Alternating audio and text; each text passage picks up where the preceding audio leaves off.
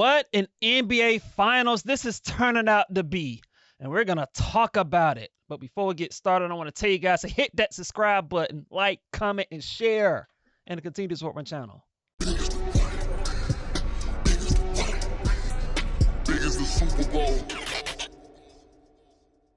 We have ourselves an awesome NBA Finals with the Oklahoma City Thunder winning against the Pacers in Game 4, tying the series up. You know, the final score ended up being 111 to 104. And hey, man, I got to tell you guys, this is shaping up to be an historic NBA Finals. Like, I think this is one of the, up to this point, I think this is one of the best NBA Finals I've seen in a long time. Probably since, I want to go back to 2013 with the Spurs and the Heat and that series going 7 games. And look, man, I think this series right now with the Pacers and Thunder has that type of potential to go 7 games. Like, I really do. And look, I know the Pacers lost this game in Game 4. And look, I'm going to get into that game in a moment, but I got to give the Pacers some credit, man. You know, I admit, I didn't give the Pacers much of a chance in this series. And Lord, do I feel stupid. I feel like an idiot for writing these dudes off in this series. Like, I thought Oklahoma City was going to win this series in 5 games. And it's at least going 6. And based off of how this series is played out, I'm at the point where I'm expecting this series to go 7 games. I really am. And I just, like I said, I know the Pacers lost that game. And look, they probably should have won yesterday, honestly. But I just admire how they play basketball.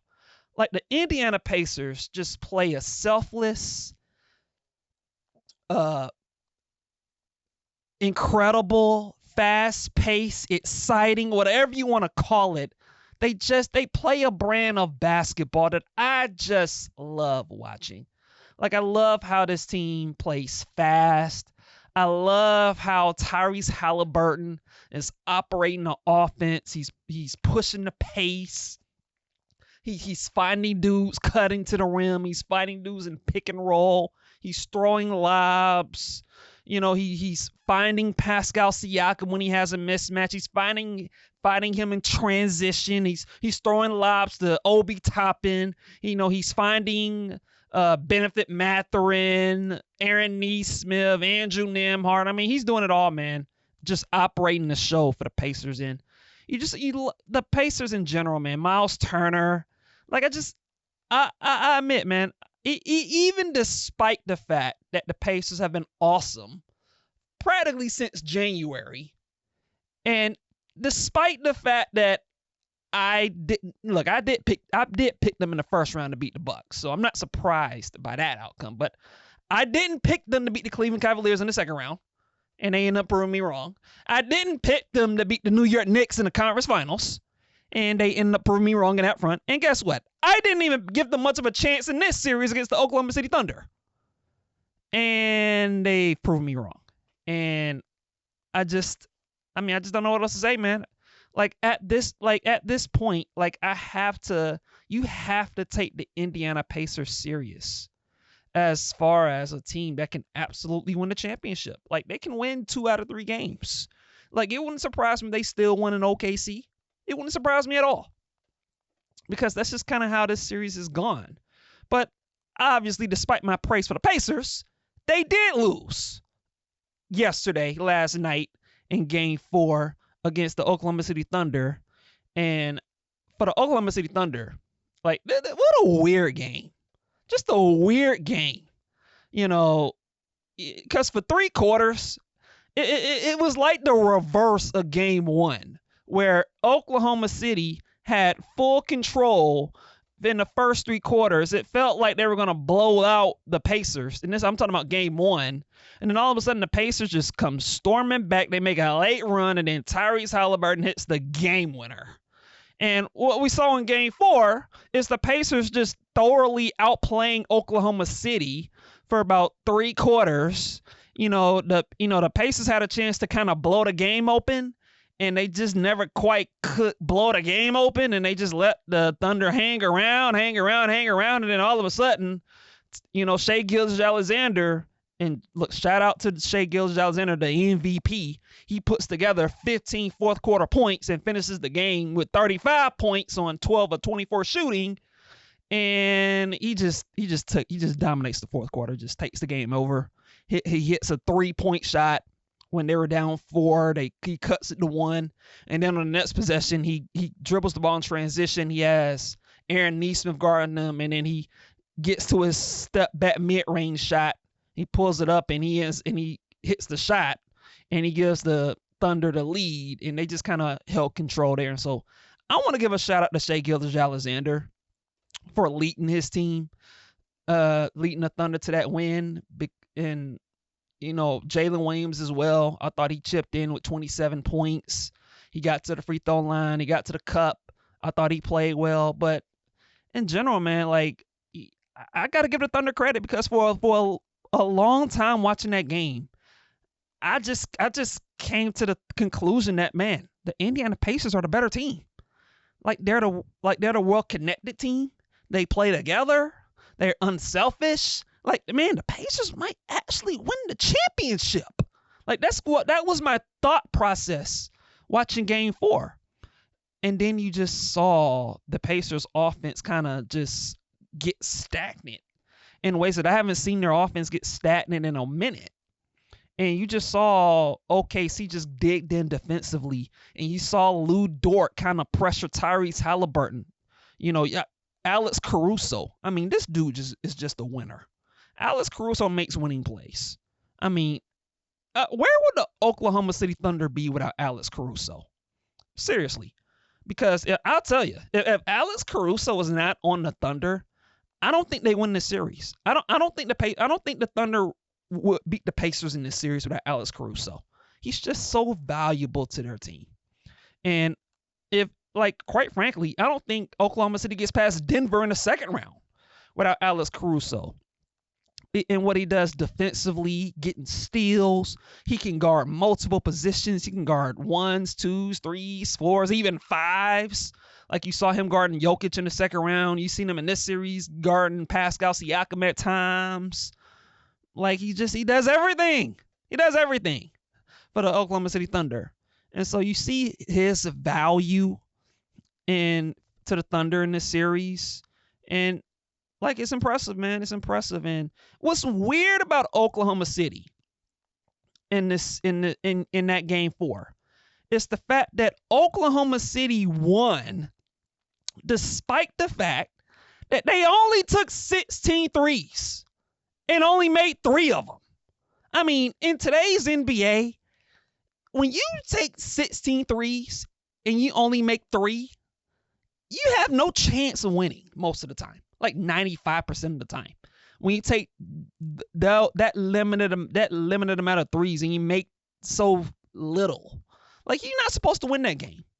And yet the Thunder were 3 for 16 from 3. And check this out. They only had 11 assists. 11 assists. I mean, and you just watch Oklahoma City, in comparison to the Pacers, when the Pacers are just moving the ball, dicing, playing fast, the ball's whipping around the corner, that ball's moving fast, side to side, corner to corner, dudes are getting open, hitting open shots. And you look at the Thunder, and they're just dribbling. He had a pass here. You have a pass here. And then the ball gets back to Shai Gilgeous-Alexander or Jalen Williams, and they're just dribbling, pull-up jumper. That's kind of what I was watching with the Thunder. And, you watch the contrast of two styles, and it was like, man, how did the Thunder win this game? And they won the game because defensively they locked in the fourth quarter. They outscored the Pacers 35-17 in the fourth quarter. The Pacers had 17 fourth quarter points. They shot 42% from the field compared to 47% from the Thunder, which means the Thunder were locking up defensively. Lou Dort was not allowing Tyrese Haliburton to get comfortable. He was denying him the ball half of the time, disrupting their flow, not allowing the Pacers to run their offenses smoothly. So Lou Dort deserves a lot of credit defensively for the job that he did on Tyrese Haliburton. And look, man, Alex Caruso, Chet Holmgren defensively, I thought he did a really nice job down the stretch. Getting out on the perimeter, switching. He was guarding Tyrese Haliburton. He did a nice job of locking him down. He didn't allow Tyrese Haliburton to get an easy shot over him. And he did a nice job, patrolling the paint late in the game. And so I want to give a shout out to Chet Holmgren as well. And so the Thunder defensively, I think they deserve a lot of credit. And they showcased that championship toughness that a championship caliber team is supposed to have. When things get dark and things don't go your way, they didn't give up, man. They stuck to it. They made a run and they made some huge plays down the stretch in the end of that game. And so I want to give Oklahoma City some credit. And like I said earlier, this is shaping up to be an historical great NBA Finals between the Pacers and the Thunder. I mean, this is what it's all about, man. Tit for tat. Blow for blow. Punch for punch. You know what I'm saying? Like this is what it's all about. And I think this just game 3 I thought was great. Game 1 was good. Now game 2 was a little bit of a blowout, but look, man, I mean, you're gonna have a blowout here or there in the finals. That's just kind of what it is. But I'm enjoying it. I'm enjoying these NBA Finals. I'm looking forward to every game. I'm enjoying the finals, and I'm glad this is a series because I did not think the Pacers would win would be in this series like this. Like I thought this series would be over quickly, and clearly that ain't the case. Like this is a really good series. The 5-out basketball that the Pacers play with the shifty athletic defense that the Thunder play. I mean, this is a great matchup. It's a great matchup, and I'm enjoying it. And look, I want to give a shout out to Shai Gilgeous-Alexander for showing up in the fourth quarter the way that he did. I want to give a shout out to him. I thought he delivered the way you want your superstar franchise player to deliver. And I thought he stepped up big time. But I also believe this as well when it comes to the Thunder. They're going to have to play better. Like, they just are. They're going to have to play better offensively. Like, they got to get more ball movement going. Like, it can't be, Shai Gilgeous-Alexander save us. Or it can't be Jalen Williams save us. Like, they gotta get the ball moving. They got to play fast. It can't be a lot of one-on-one basketball. It just can't. And like I said, credit the Pacers. Like they're doing a good job defensively of pressuring the Thunder. You can tell that the Oklahoma City Thunder's offense gets a little stagnant just because they don't really quite have a playmaker. They don't have a real distributor, and so they get a little bit of reps like this. So credit the Pacers for what they're doing defensively, but at the same time for the Thunder, offensively, they have to play with more force. They have to play with more ball movement. They're gonna have they got to take more threes. Like 17 threes is not good enough. You got in this day and age, they got to double that. You got to get to at least 34. At least in the mid 30s, low to mid 30s when it comes to 3-point attempts. And so offensively for the Thunder, they're gonna have to play better offensively, because that next game, whether you're at home or on the road, it ain't that 17 threes and only making 3 of them is not gonna cut it.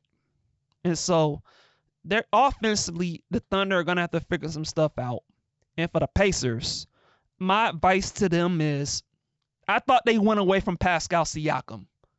Pascal Siakam I thought was very good for 3 quarters, and then in the second half he only took one shot, or I think it was like one shot. Like he was invisible in the second half. Like they have to Pascal Siakam is Indiana's best scorer. With all due respect to Tyrese Haliburton, who I deeply respect, and I've come around on him as a basketball player, Pascal Siakam is their best scorer. They have to get him involved more. And so I want to see the Pacers do a better job of getting him involved. Run some stuff through him. Maybe find him in transition if you can. He has to get it going. Shout out to Obi Toppin. I thought Obi Toppin, he's been terrific in this series. He stepped up. So shout out to him. But they got to get Pascal Siakam going. Miles Turner, he has to play better. Like, look, man, both teams have some adjustments to make in this series. But man, I'm looking forward to this. I'm looking forward to Game 5. I think this is an historical great series that we're heading towards. I really do, man. I'm really looking forward to this to the rest of the series because this is fun. I'm enjoying it. I'm enjoying the intensity of this Indiana Pacers Oklahoma City's NBA Finals. I'm enjoying it, and so let's see what we're gonna be in store for moving forward, man. Because this is awesome.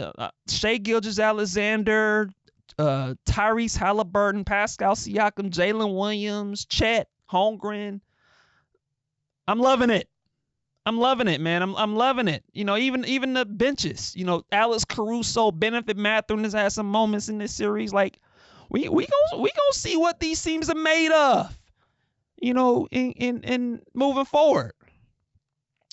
And this is what it's about, man. The NBA Finals. This is one of the best things in sports, and like I said, man, I based off of what we've seen up to this point, I believe the Indiana Pacers Oklahoma City series NBA Finals is shaping up to be one of the more historical, great NBA Finals series that I've seen in a very long time. And I can't wait to see what we have in store moving forward.